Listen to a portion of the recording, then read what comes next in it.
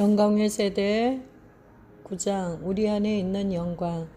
주님, 모든 사람의 삶 속에 이 말씀이 활성화되기를 원합니다. 무엇보다 이 마지막 때 우리를 왕같은 제사장으로 삼아주시고 우리에게 주의 자비를 베풀어 주시니 감사합니다. 또한 열방에 복음을, 하나님의 구원을 전파해 주셔서 감사합니다.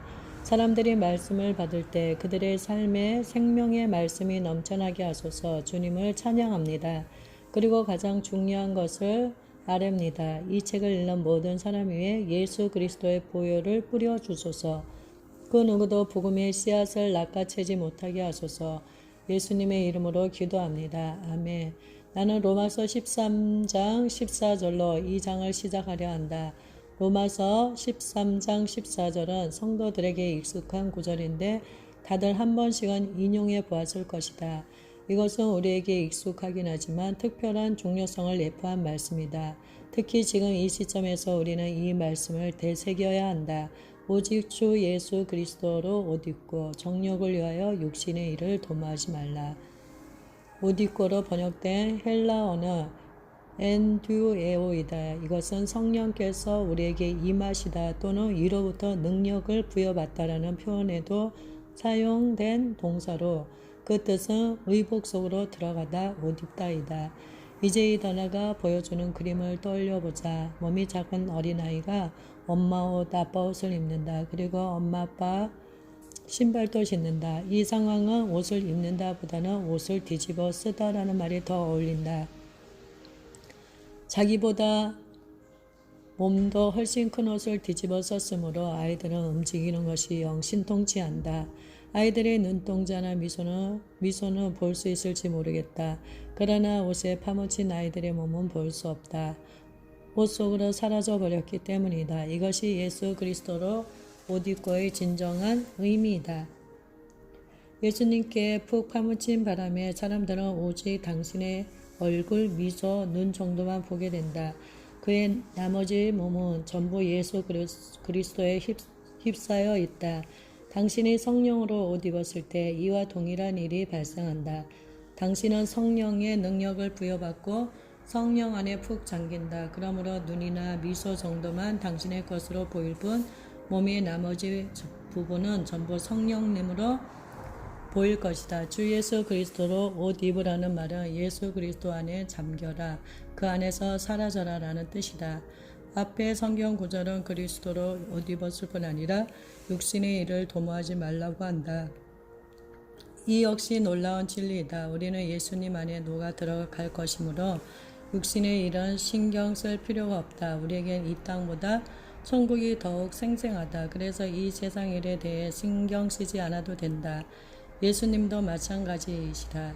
예수님은 오늘날 각종 경제 지표가 출렁이는 것을 신경 쓰지 않으신다.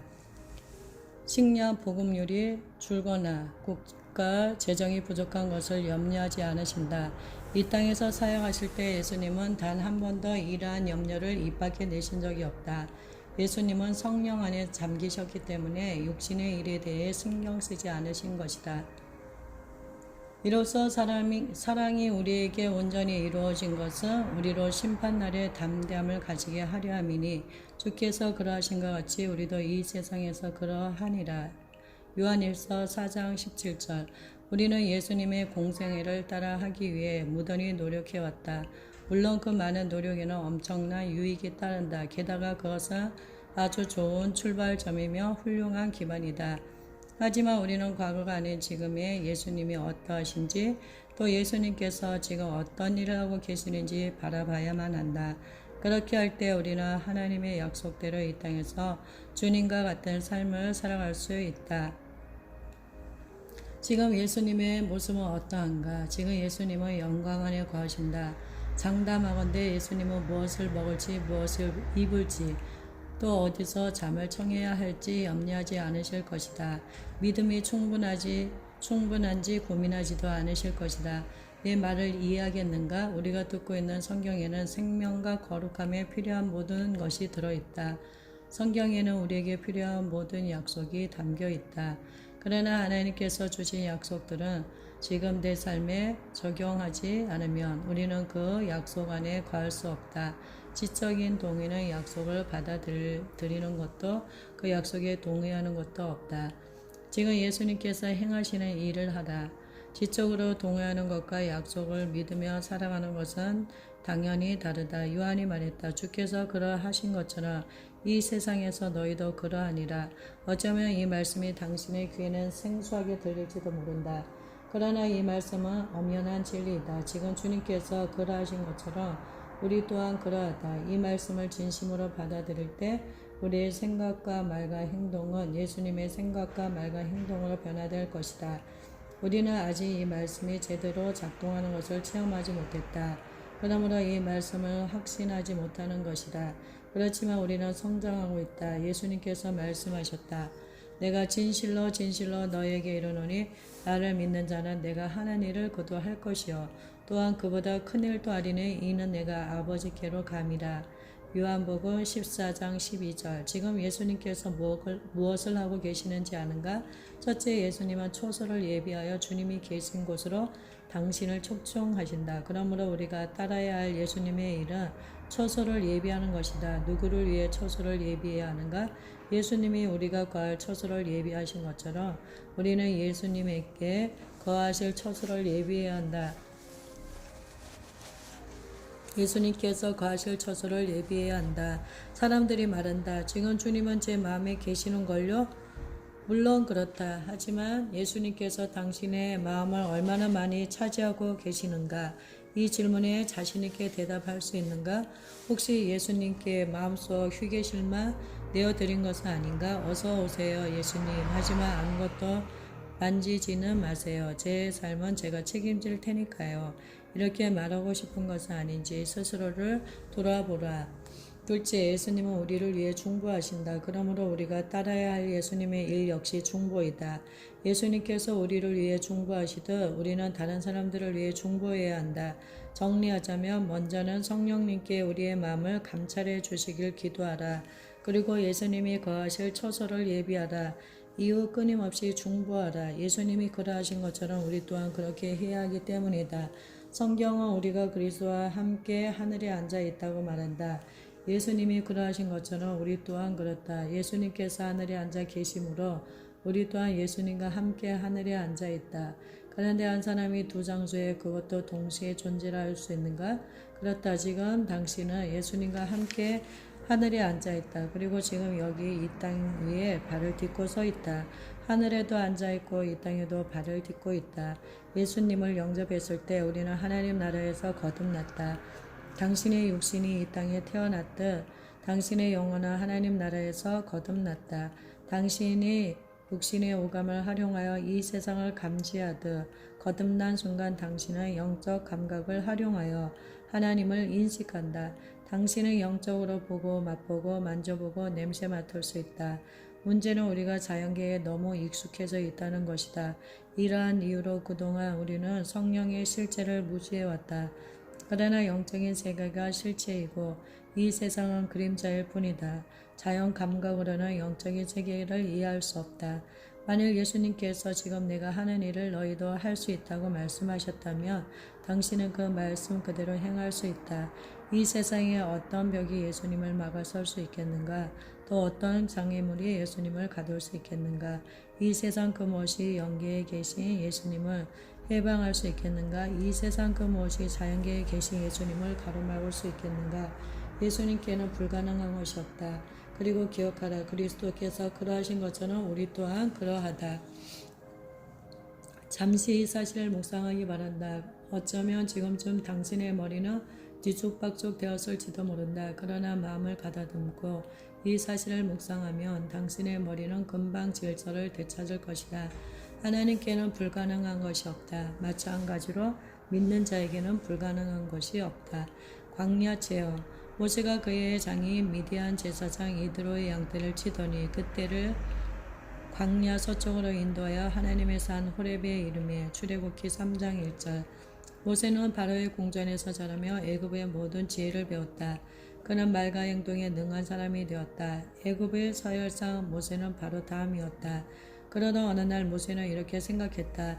내 종족은 노예 내 동족은 애굽의 노예가 되어 고통스럽게 살아가는데 이를 보고 가만히 있을 수만은 없다. 그는 백성을 구원하는 것이 자신의 사명임을 알았다. 우리 모두가 그랬던 것처럼 모세 역시 자신의 지혜와 능력으로 그 사명을 이루려고 했다. 하지만 그 결과는 어떤가? 알다시피 모세의 뜻대로 되지 않았다. 오히려 그는 광야로 도망쳐야 하는 신세가 되었다. 당신은 광야에 갇혀 본 적 있는가? 분명히 있을 것이다. 이후 모세는 광야 저편에서 양을 치는 사람이 되었다. 애굽의 왕자에서 광야의 양치기로 전락한 것이다. 히브리서 11장 27절은 모세의 광야 생활을 다음같이 말한다. 보이지 아니하는 자를 보는 것 같이 참았으며 시간을 내어 이 말씀을 연구해 보면 결국 모세와 하나님은 서로 얼굴을 맞대고 아는 사이가 되었음을 알 수 있다. 모세는 하나님의 친구가 되었다. 그렇게 그는 광야에서 40년 동안 하나님과 동행하며 얼굴을 마주하고 대화하며 지냈다. 그러므로 40년의 시간이 그리 아깝지 않다. 이후 모세는 인생의 또 다른 전환점에 서게 된다. 그는 호렙이라는 한 장소로 나아갔다. 호렙은 하나님의 산으로 불리는 거룩한 곳이다. 호렙의 의미는 매우 흥미롭다. 그곳은 하나님의 산으로 알려진 곳인데 무슨 영문인지 호렙의 뜻은 고립과 절망이다. 이런 의미를 가진 호렙이 어떻게 하나님의 산이 될 수 있는가? 하지만 잠시 생각해보면 답은 의외로 찾기 쉽다. 당신은 언제 예수님을 만났는가? 광야에선가 아닌가? 당신의 삶이 끝나는 지점에서 예수님을 만난 것 아닌가? 우리는 고립과 절망에 대해 예수님을 만날 수 있다. 예수님을 영접한 후에도 당신은 이러한 광야를 체험하기 위해 호렙으로 나아가곤 했을 것이다. 이세벨을 피해 도망친 엘리야를 생각해보라. 그가 절대적 고립 상태로 머문 곳 역시 호렙이었다. 성경을 보면 알 수 있지만 창세기의 족상들 역시 절대적 고립과 절망의 상태로 들어갔다.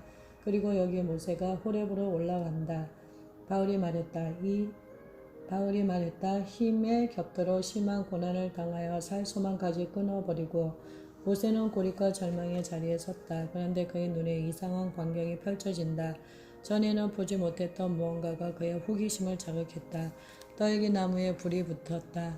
맹렬히 불타오르는 불꽃 말이다. 그러나 그 나무는 타지 않았다. 처음에는 흘낏 보고 그냥 지나치려 했다. 그러나 그 자리에 잠시 멈춘 모세는 이같이 마음먹었다. 내 두 눈으로 확인해야겠어. 전에는 이 같은 광경을 본 적 없거든.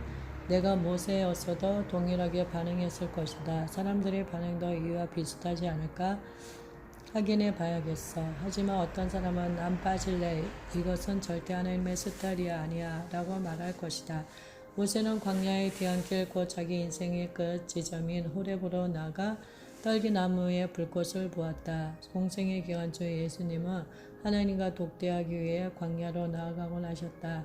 엘리야도 창세기의 족장들도 하나님과 독대하기 위해 광야로 나아갔다.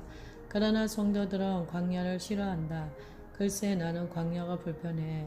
너무 힘들거든. 하나님을 만날 수 있는 곳이 광야인데 광야가 싫다니 말이 되는가?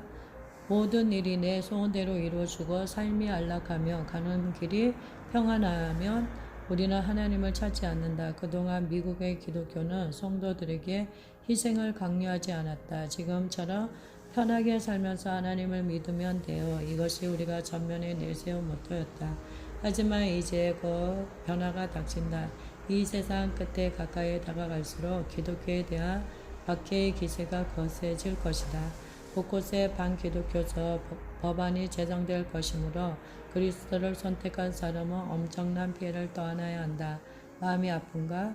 그러나 기독교인이라면 신앙생활이 어려워진다는 사실에 놀라서는 안 된다. 본래 신앙생활이 어려운 것이기 때문이다. 모세는 떨기나무를 향해 천천히 걸어왔다. 그런데 갑자기 그 불꽃 속에서 하나님의 음성이 들려왔다. 이리로 가까이 오지 말라. 내가 선 것은 거룩한 땅이니 내 반에서 신을 벗으라. 육신의 일은 이 거룩한 장소에 어울리지 않는다. 그 특별한 날 모세는 육신의 일을 벗고 하나님과 얼굴을 마주했다. 모든 것을 사려는 거룩한 불 앞에서 말이다. 내가 가진 것을 활용하라. 인생의 좌절, 고립, 절망의 시간을 지나는 동안 당신의 성품은 깨끗해진다. 고난은 사람을 거룩하게 씻어준다. 그러므로 이 시기를 지난 후 당신은 하나님을 더욱 친밀하게 알 수 있다. 이러한 이유로 바울은 역경과 고난과 환난을 영광으로 여겼다. 이는 그가 수없이 돌에 맞았기 때문이 아니다. 고난이 하나님과의 친밀함을 높이는 계기가 되었기 때문이다. 그래서 바울은 고난을 영광으로 여겼던 것이다. 다윗이 말했다. 하나님이여 상하고 통회하는 마음을 주께서 멸시하지 아니하시리이다. 시편 51편 17절. 당신의 삶에 어느 정도의 고난과 아픔이 자리하기까지 당신은 하나님의 뜻에 따라 계속해서 넘어지고 쓰러질 것이다. 고난을 겪지 않은 채 더 많은 기름 부음을 받을 경우 당신이 저지를 실수는 점점 커질 것이다. 왜냐하면 고난이 없으면 마음의 교만이 자라나 당신을 타락시킬 것이기 때문이다. 하늘 아버지께서는 우리의 성품에 관심이 많으시다. 우리가 삶 속에서 겪는 고난은 우리의 인격을 형성하는 하나님의 도구이다. 모세는 광야의 고난과 고독과 외로움 속에서 하나님과 만났다. 그리고 그 뜨거운 불꽃 속에서의 만남은 그의 인생을 뒤바꾸어 놓았다. 과거 바로의 공전에서 자라며 애굽의 모든 지혜를 배웠던 그는 말과 행동에 능하였다. 그러나 광야에 고립된 40년의 세월이 모든 것을 바꿔놓았다. 더 이상 과거의 자신감 넘치던 모습은 온데간데 없다. 하나님께서 모세에게 애굽으로 돌아가 내 백성을 구해내라고 말씀하시자 그는 이같이 대답하며 거절한다. 오 주여, 나는 본래 말을 잘 하지 못하는 자니이다. 이 사실이 매우 흥미롭다. 그의 말을 분석하면 다음과 같다. 주님, 전에는 제가 모든 것을 가졌다고 생각했고 모든 것을 안다고 생각했습니다. 그러나 이제 와서 돌아보니 제가 소유했던 그 모든 것이 아무것도 아닙니다. 그는 주님 앞에 솔직한 심정을 토로했다. 저는 성령의 인도하심을 어떻게 따라야 할지 잘 모릅니다. 지금까지 저는 제 자신을 의지해서 살아왔거든요. 하나님께서 대답하셨다. 내가 너를 돕겠다. 내 손에 있는 것이 무엇이냐. 우리에겐 하나님의 뜻대로 행하지 않을 핑계거리가 많다. 한 번은 43명의 성도를 데리고 피지섬으로 단기 선교를 떠난 적이 있었다. 당시 주님의 지상 명령이라는 훈련 프로그램 수료자 11명도 단기 선교에 참가하겠다는 뜻을 내비쳤다. 하지만 그들은 단기 선교를 가야 할지 말아야 할지를 기도한 후 결정하겠다고 말했다. 일주일 정도 지났을 무렵 나는 그들에게 물었다. 너희들은 어떻게 결정했니? 그들이 대답했다. 아직 기도하고 있습니다. 내가 말했다. 그래? 무엇을 위해 기도하는데? 재정을 위해서요. 그렇다면 기도를 멈춰라. 내가 그들에게 말했다. 단기 선교에 참여하는 것이 하나님의 뜻인지 아닌지 그것도 기도해라. 일단 하나님의 뜻이 확실하다면 재정은 따라오기 마련이다. 하나님의 뜻을 구하지도 않고 재정을 위해 기도한다며 옳지 않은 것을 구하는 것이다. 말 뒤에 마찰을 연결해야 오는데 우리는 종종 말 앞에 마찰을 연결하곤 한다. 하나님께서는 재정이 충당되거든 가라고 말씀하지 않으신다. 이런 상황에서 믿음이 작동할 여지가 없다. 당신이 해야 할 일은 하나님의 뜻이 무엇인지 발견하고 그 방향으로 인도하는 것이다. 하나님의 뜻대로 가면 하나님은 그 길에서 당신을 만나 주실 것이다. 지난 10여 년간 전 세계를 다니며 집회를 인도하면서 출발 전에 재정이 완비되었던 적은 단 한 번도 없다. 나는 돈의 음성을 듣지 않고 하나님의 음성을 들었다. 하나님이 가라고 하시며 재정은 신경 쓰지 않은 채 나를 초청한 사람들에게 대답했다. 좋습니다. 가겠습니다. 그러며 매번 하나님께서 필요를 넉넉히 채워주셨다. 하나님의 임재 안에 살자. 하나님은 뜨겁게 타오른 불이시다. 하나님은 당신과 만나기 위해 열정을 불태우신다. 한 번, 두 번 당신과 만나기 위해 약속하신다. 아니 여러 차례 약속하신다. 우리들 대다수에게 하나님의 약속은 여러 번 주어진다. 모세가 산에 오르매 구름이 산을 가리며 여호와의 영광이 시내 산 위에 머무르고 구름이 엿새 동안 산을 가리더니 일곱째 날에 여호와께서 구름 가운데서 모세를 부르시니라. 출애굽기 24장 15절에서 16절. 이 얼마나 멋있는 광경인가. 나는 항상 이런 만남을 꿈꿔왔다. 사랑하는 자들아, 주께는 하루가 천년 같고 천년이 하루 같다는 이 한 가지를 잊지 말라. 베드로후서 3장 8절. 예수님의 때부터 날짜를 역으로 계수하여 4천년을 거슬러 올라가며 아담과 만난다. 아담의 때부터 지금까지 시간을 계산하면 대략 6천년 정도이다. 그러므로 지금은 일곱째 날 아침이다. 일곱째 날 하나님은 구름 속에서 모세에게 말씀하셨다. 이리로 올라오라. 이 말씀은 하나의 본보기다. 하나님은 지금도 자신의 백성에게 이와 동일한 말씀을 주신다.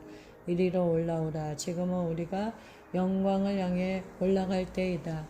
산 위에 여호와의 영광이 이스라엘 자손의 눈에 맹렬한 불같이 보였고 백성의 눈에 비친 여호와의 영광은 모든 것을 소멸하는 불과 같았다. 그런데 모세의 눈에는 이 영광의 구름처럼 보였다.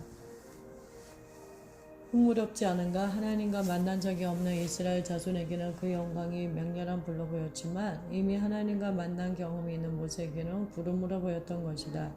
몇 해 전 사망 선고를 받고 예약적으로 45분 정도 죽었다가 다시 살아난 사람이 있는데 그의 이름은 딘 브렉스톤이다. 누군가가 그에게 물었다. 브렉스톤 형제님, 하나님의 보좌는 어떻게 생겼나요?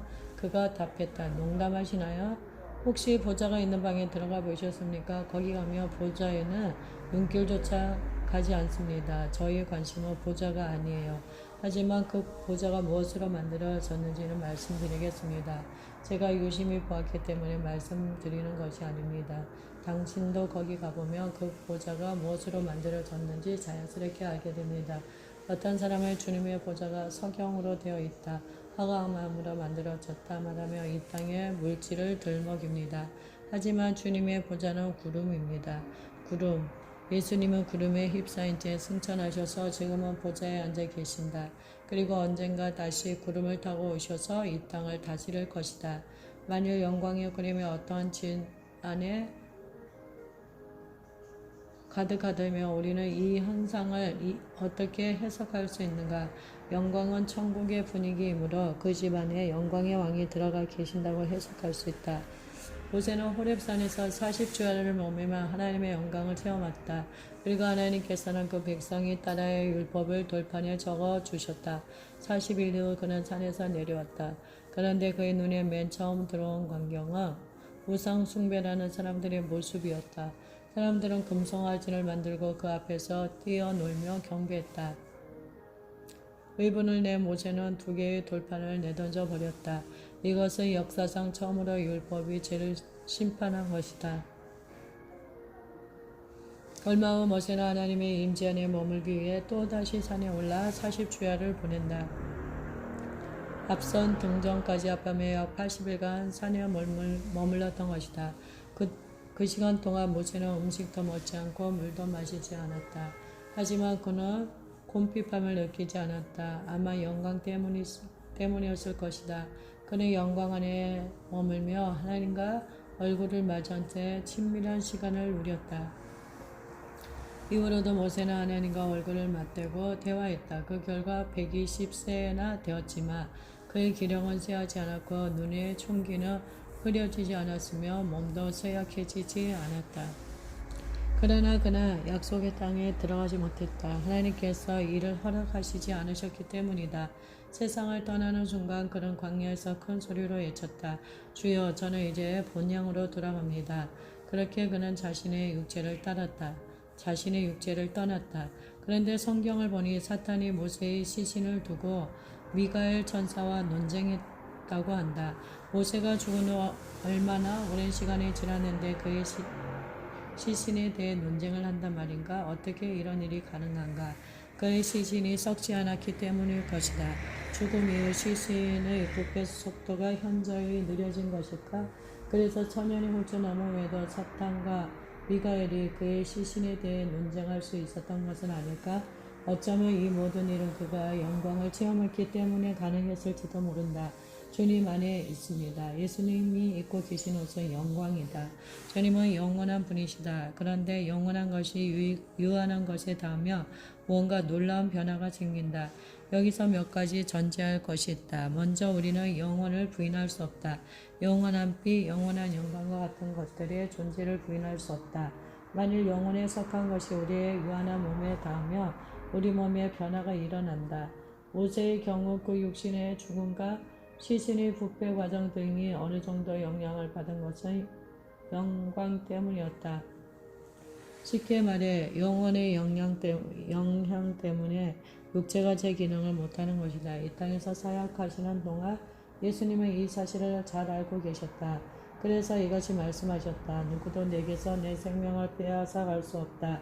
예수님의 영광의 영향력을 알고 계셨다. 또한 하나님의 뜻에 순종할 때 영광 안에 머물 수 있다는 사실도 잘 아셨다.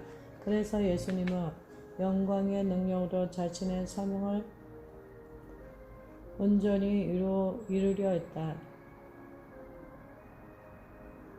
누구도 예수님을 죽이지 않았다. 아니 죽일 수 없었다. 예수님은 하나님을 사랑하며 그 뜻에 온전히 순종하기 때문에 항상 영광 안에 머물러 계셨다. 그래서 누구도 그의 생명을 빼앗아가지 못했던 것이다.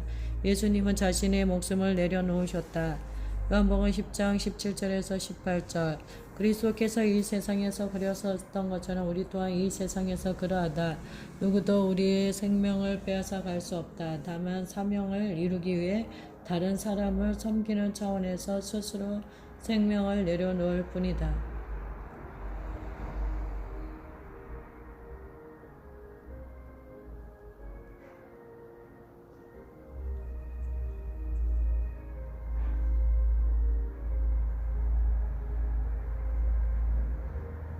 그리스도께서 이 세상에서 그러셨던 것처럼 우리 또한 이 세상에서 그러하다. 누구도 우리의 생명을 빼앗아갈 수 없다. 다만 사명을 이루기 위해 다른 사람을 섬기는 차원에서 스스로 생명을 내려놓을 뿐이다.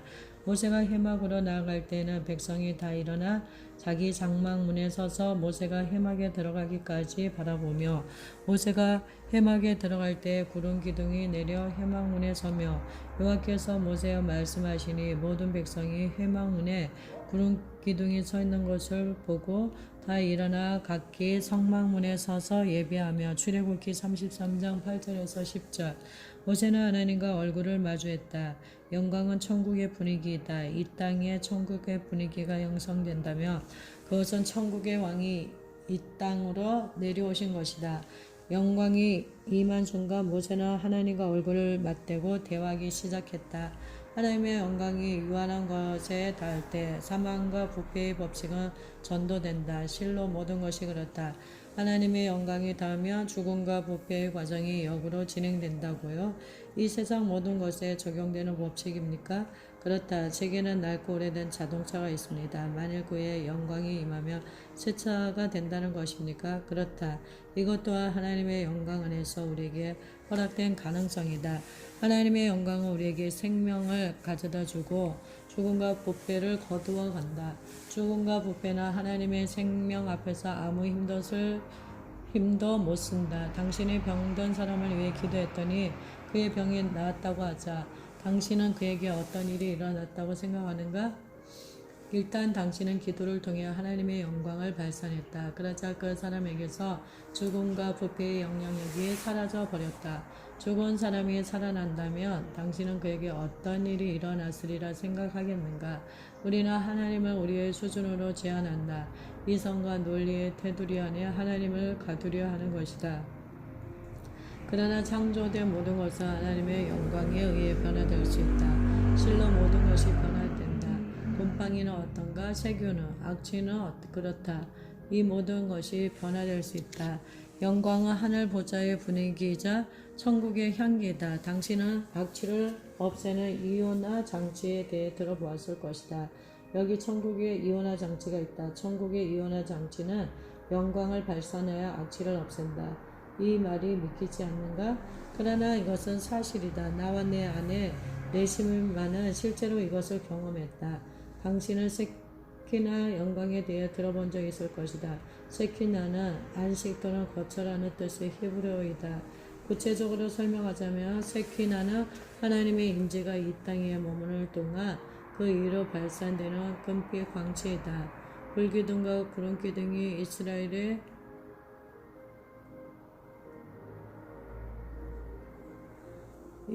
이스라엘의 진영 위에 머무는 동안 그곳에 세카이나 영광이 함께했다. 예수님께서 말씀하셨다. 이제부터는 너희를 종이라 하지 아니하리니 너희를 친구라 하였노니 당신은 그리스도 안에 있다. 또한 하늘 위에서 주님과 함께 앉아있다. 이미 당신은 영광 안에 거하고 있는 것이다. 그리고 예수님은 당신 안에 거하신다.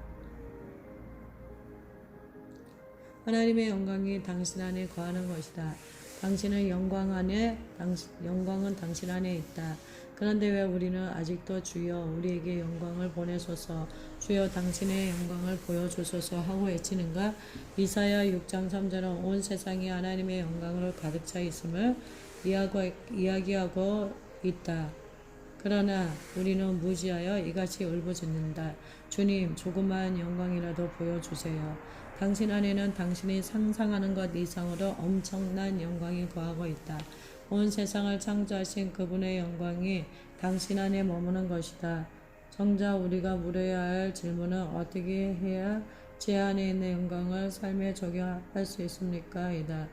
이처럼 놀라운 영광이 우리 안에 있는데 왜 우리는 이토록 무지했던가? 그렇다 우리는 하나님 말씀을 제대로 이해하지 못하고 하나님께서 우리를 어디로 인도하기 원하시는지 알지도 못했다. 하나님은 우리를 영광으로 인도하기 원하신다.